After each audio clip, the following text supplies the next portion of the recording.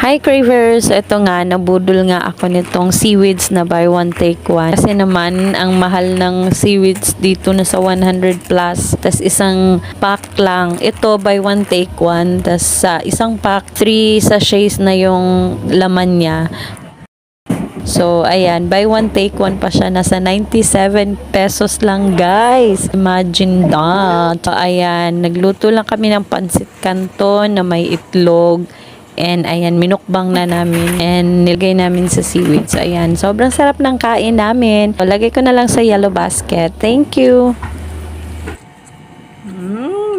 Sarap!